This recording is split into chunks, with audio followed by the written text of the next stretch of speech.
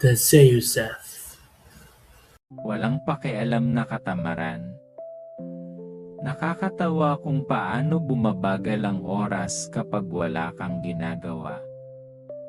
Parang bumibigat ang hangin, pinipisil ka, sinasabing, huwag kang gagalaw. At ayun, nakikinig ako. Palagi. Sabi ng iba, katamaran daw. Pero para sa akin matalinong pagtitipid ng enerhiya. Bakit magmamadali kung umiikot naman ang mundo kahit hindi ko tulungan? May sining din sa walang ginagawa. Kailangan mong seryosohin.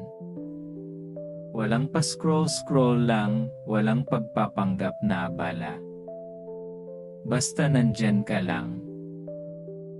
Hinahayaan mong dumaan ang mga isipin, parang mga ulap na walang balak umulan. Pwede namang mamaya na ang mga mensahe. Pwede ring maghintay ang mundo. Sa ngayon, abala ako sa pagiging walang pakialam.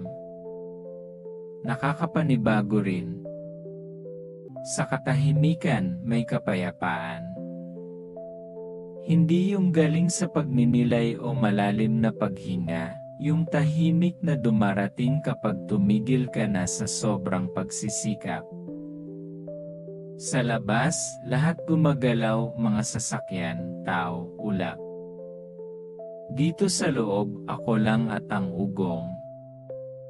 At sa kung anong dahilan, sapat na yon. Dati akala ko kailangan kong punuin ang bawat sandali. Nakapagtahimik, sayang ang oras. Pero siguro, hindi dapat pinupuno ang oras. Dapat nararamdaman. Walang pakialam na katamaran. Yan yon. Hindi pagsuko, hindi pag-iwan, basta paglutang.